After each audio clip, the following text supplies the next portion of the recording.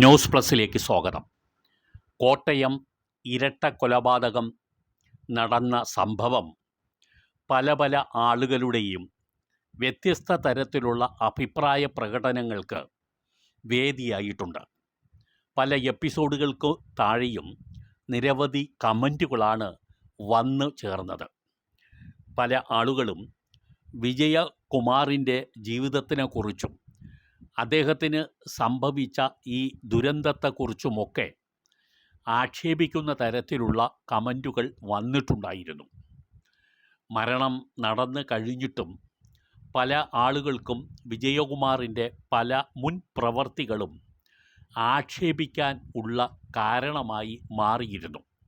അദ്ദേഹത്തിനോടൊപ്പം വിദേശത്ത് ജോലി ചെയ്തിരുന്ന പല ജീവനക്കാരും അവരുടെ വോയിസ് ക്ലിപ്പ് തന്നെ ചില ചാനലുകൾക്ക് അയച്ചു കൊടുത്തിരുന്നു.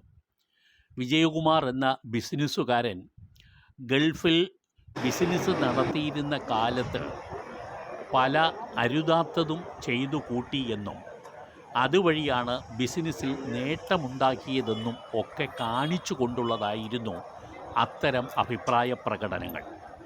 അദ്ദേഹത്തിൻ്റെ കൂടെ ജോലി ചെയ്തിരുന്ന ആളുകളും അദ്ദേഹത്തിന് അടുത്തറിയുന്ന ആളുകളും ഇങ്ങനെയുള്ള കമൻറ്റ് ബോക്സിൽ ശരിക്കും അയച്ചുകൊണ്ടേയിരുന്നു.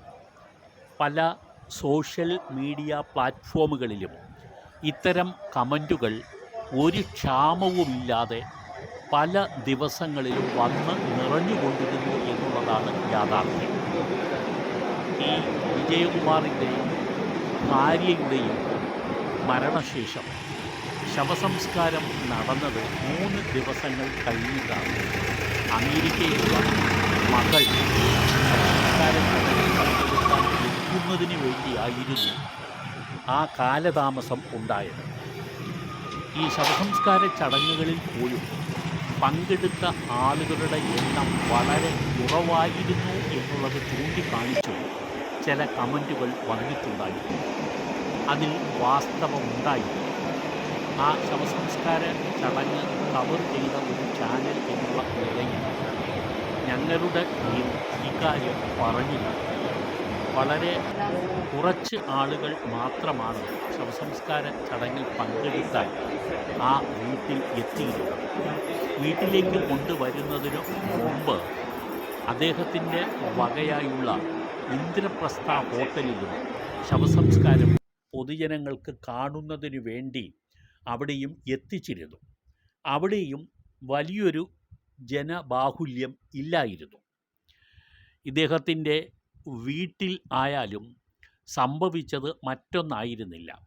വളരെ വളരെ അടുപ്പമുള്ള ആളുകളും അടുത്ത അയൽവാസികളും ഉൾപ്പെടെ ചെറിയൊരു ജനാവലി മാത്രമാണ് ശവസംസ്കാര ചടങ്ങിൽ പങ്കെടുക്കാൻ എത്തിയിരുന്നത്.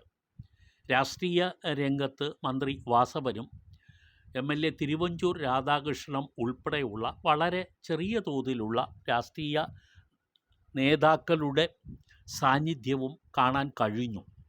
പക്ഷേ പൊതുവെ ഇത്തരം ഒരു സംഭവം ഉണ്ടാകുമ്പോൾ ജനങ്ങളുടെ ഒരു കുത്തൊഴുക്ക് അവിടെ ഉണ്ടാകേണ്ടതായിരുന്നു. അത് ഉണ്ടായില്ല എന്നുള്ളത് പല തരത്തിലുള്ള വ്യാഖ്യാനങ്ങൾക്കും ഇട വരുത്തിയിരുന്നു.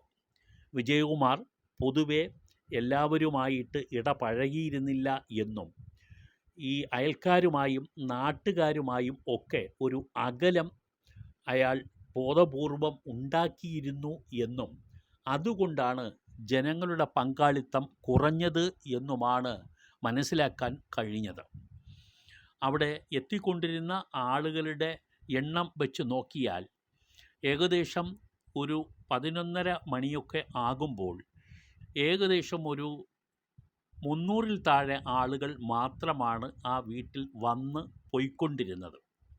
അവിടെ ശവസംസ്കാര സമയം വരെയും ഉണ്ടായിരുന്ന ആളുകളുടെ എണ്ണവും ഏകദേശം ഇത്രത്തോളം മാത്രമേ ഉണ്ടായിരുന്നുള്ളൂ.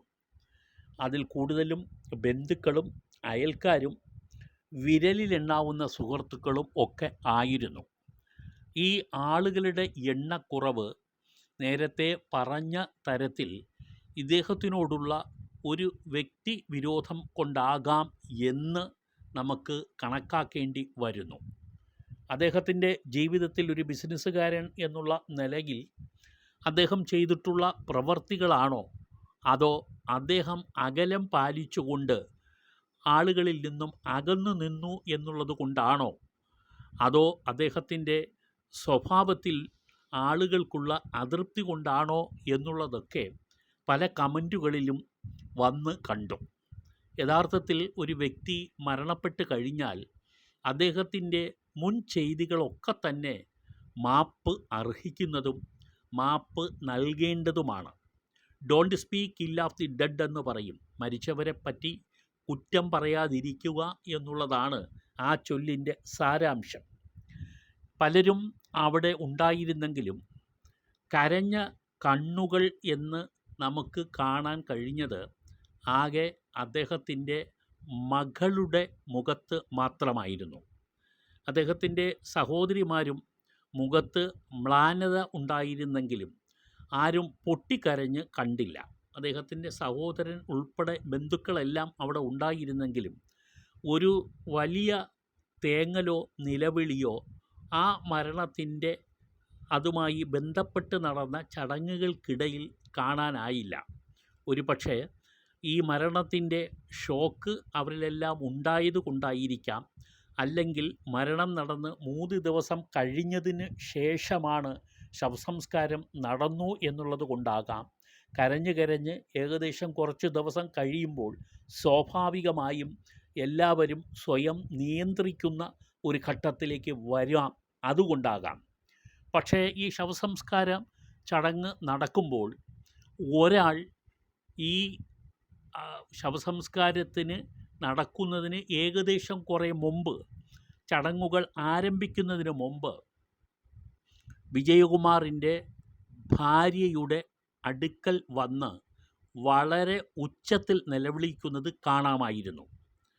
അദ്ദേഹം വിജയകുമാറിൻ്റെ അടുക്കൽ വന്നിട്ടല്ല, തൊട്ടടുത്ത് തന്നെ വച്ചിരുന്ന വിജയകുമാറിൻ്റെ ഭാര്യയുടെ ശവത്തിനടുക്കൽ വന്ന് നിന്നാണ്, മൃതദേഹത്തിനടുക്കൽ വന്ന് നിന്നാണ് അദ്ദേഹം ഇങ്ങനെ നിലവിളിച്ചത്. ചേച്ചി കണ്ണു തുറക്ക് ചേച്ചി, കണ്ണു തുറക്ക് ചേച്ചി, ഞാൻ വന്ന് നിൽക്കുന്നത് കണ്ടില്ലേ ചേച്ചി, ഇനി ഒന്ന് കണ്ണു തുറക്ക് ചേച്ചി എന്ന് പറഞ്ഞാണ് അയാൾ ഏകദേശം 5-6 മിനിറ്റോളം ആ വിജയകുമാറിൻ്റെ ഭാര്യയുടെ അടുക്കൽ നിന്ന് നിലവിളിച്ചത്. പക്ഷേ ആ വ്യക്തി വിജയകുമാറിൻ്റെ അടുക്കൽ നിന്ന് അദ്ദേഹത്തിന് ഇതുപോലെ നിലവിളിച്ചതായി കാണാൻ കഴിഞ്ഞതുമില്ല. ഈ വ്യക്തി ആരാണെന്ന് അന്വേഷിച്ചപ്പോൾ അദ്ദേഹം ആ വീട്ടിൽ മുൻപ് സ്ഥിരമായി വന്നിരുന്ന ഒരു ജോലിക്കാരനായിരുന്നു. ആ വീട്ടിൻ്റെ മുൻവശത്ത് ഉള്ള താഴെ നിലത്ത് പാകിയിരിക്കുന്ന ടൈൽസ് എല്ലാം ഈ ജോലിക്കാരൻ ചെയ്തിരുന്നു. ആ കൂട്ടത്തിൽ ഇയാൾ അവിടെ ഉണ്ടായിരുന്നു. ആ വീട്ടിലെ ഇതുപോലുള്ള ചില്ലറ ജോലികൾക്കെല്ലാം വിജയകുമാർ ഇയാളെ വിളിക്കുമായിരുന്നു, ഇയാൾ വരികയും ചെയ്യുമായിരുന്നു. അന്നൊക്കെ വിജയകുമാറിൻ്റെ ഭാര്യ ഒരുപക്ഷെ ഇയാളോട് നല്ല സൗഹൃദം കാണിച്ചത് കൊണ്ടായിരിക്കാം അവരുടെ ഈ മൃതശരീരത്തിന് മുമ്പിൽ നിന്ന് ഇയാൾ ഇങ്ങനെ പൊട്ടിക്കരഞ്ഞത്. ഞാൻ പിന്നീട് അന്വേഷിച്ചപ്പോഴും അത് തന്നെ അയാൾ ആ വീട്ടിലെ മുൻ ജോലിക്കാരനായിരുന്നു എന്നും അടുത്ത കാലത്ത് സ്ഥിരമായി വരാറില്ലായിരുന്നു എന്നും പറഞ്ഞു. ഈ ഇപ്പോഴുള്ള സെക്യൂരിറ്റിക്കാരന് പകരം വേറൊരു സെക്യൂരിറ്റിക്കാരനെ വേണമെന്ന് ഇദ്ദേഹത്തിനോട് വിജയകുമാർ പറഞ്ഞിട്ടുണ്ടായിരുന്നെന്നും അദ്ദേഹം പറയുകയുണ്ടായി. അങ്ങനെ കൊണ്ടുവന്ന 1-2 സെക്യൂരിറ്റിക്കാരെ വിജയകുമാറിന് തൃപ്തിയില്ലാത്തതുകൊണ്ട് പഴയ സെക്യൂരിറ്റിക്കാരൻ, അതായത് നിലവിലുള്ള ഈ തമിഴ്നാട്ടുകാരനെ തന്നെ വീണ്ടും വിജയകുമാർ തുടർന്ന് പോകാൻ അനുവദിക്കുകയായിരുന്നു ചെയ്തത്. ഒരാളെങ്കിലും കരഞ്ഞു കണ്ടു എന്നുള്ളതാണ് ഇന്ന് ശ്രദ്ധയിൽ പെടുത്തുന്നത്. ആ അദ്ദേഹത്തിൻ്റെ നിലവിളി ഞങ്ങൾ റെക്കോർഡ് ചെയ്തിരുന്നു എങ്കിലും യൂട്യൂബിൻ്റെ പോളിസിക്കനുസരിച്ച് അത് ഇപ്പോൾ ആ റെക്കോർഡ് ചെയ്ത ഭാഗങ്ങൾ അതേ തരത്തിൽ പ്ലേ ചെയ്യുന്നില്ല. പകരം ആ സീൻ മാത്രം നിങ്ങളെ കാണിക്കുന്നു എന്നേ ഉള്ളൂ. അതൊരു വീട്ടുജോലിക്കാരനാണ് ഇങ്ങനെ നിലവിളിച്ച് കണ്ടത്.